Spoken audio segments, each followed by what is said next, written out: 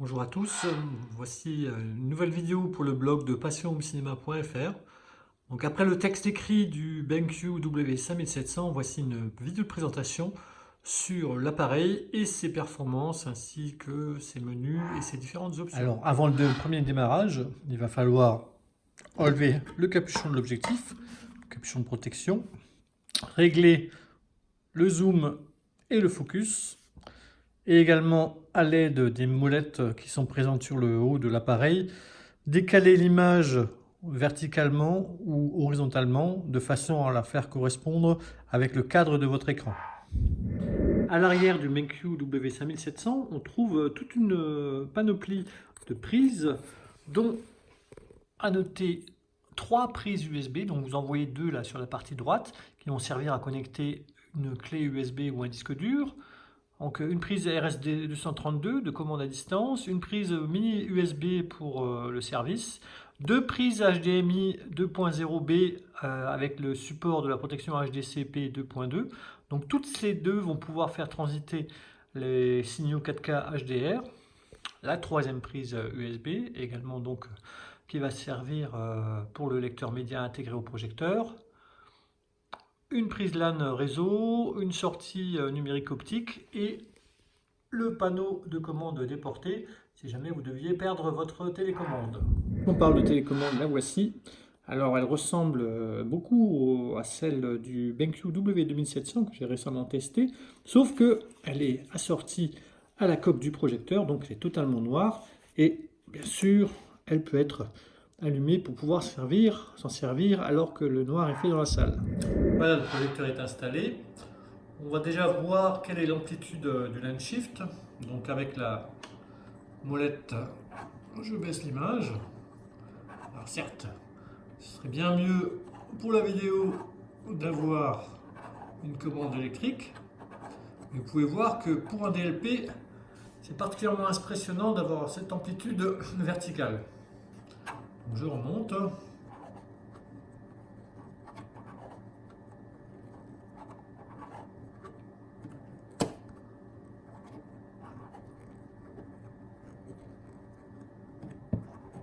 Et voilà.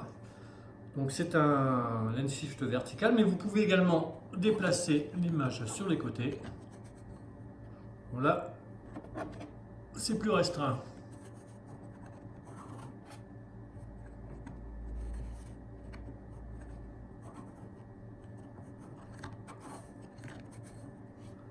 Voilà. On va s'intéresser maintenant au menu. Bon, un rapide parcours, je ne vais pas vous détailler l'ensemble des options. Le menu que vous allez utiliser le plus souvent, c'est le mode image, avec des modes calibrés en usine. Bon, moi j'ai déverrouillé à l'aide d'un code particulier les deux sélections ISF Night et ISF Day, et j'ai utilisé le mode utilisateur pour calibrer le projecteur.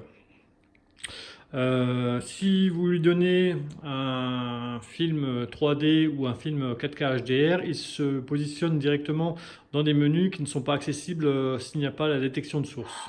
Le menu avancé, lui, permet d'avoir accès aux différentes sélections de gamma, à la gestion de la température de couleur, la calibration, enfin le calibrage, pardon, la gestion des couleurs par le biais d'un Color Management System CMS sur 3 dimensions. Les options Cinema Master avec l'amélioration des couleurs, la correction des tons chers, le super résolution 4K, donc le Pixel Enhancer 4K, et en dessous, tout en bas, l'interpolation d'image. Alors un petit point sur le lecteur média intégré, donc il vous permet en connectant une clé USB ou un disque dur d'avoir un lecteur dans le projecteur pour vos fichiers dématérialisés. Alors, il y a quand même une particularité par rapport au W2700, c'est que le W5500 n'a aucun haut-parleur intégré. Donc il faudra obligatoirement passer par un amplificateur ou une source externe pour avoir du son avec vos fichiers dématérialisés, donc spécifiquement avec les films. Comme je l'ai indiqué dans le test, hein, le W5700 est assez impressionnant dès la sortie de boîte sur le rendu des couleurs, hein, et la précision d'image. Alors là, on est sur un film 1080p et c'est déjà très très bon.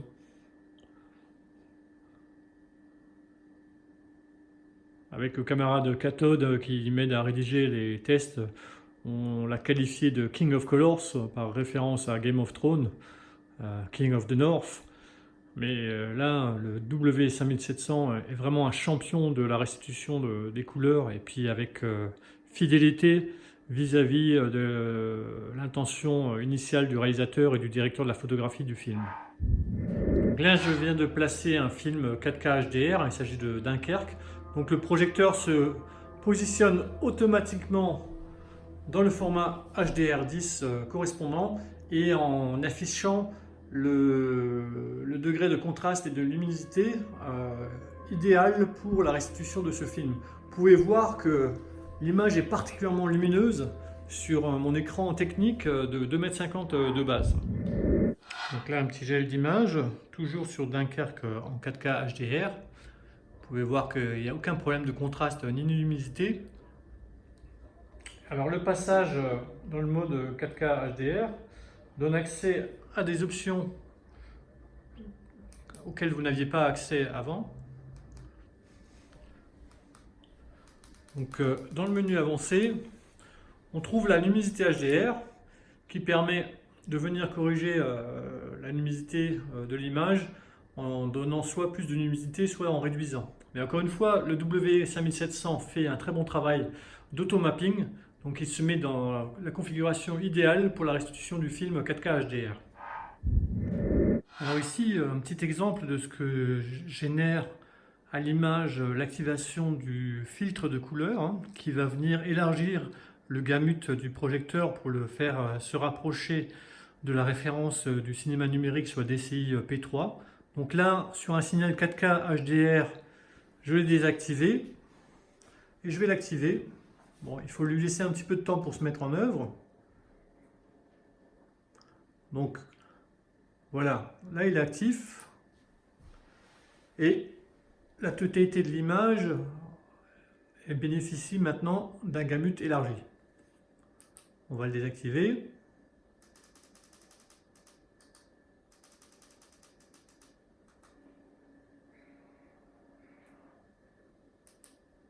Et voilà pour le retour à la normale.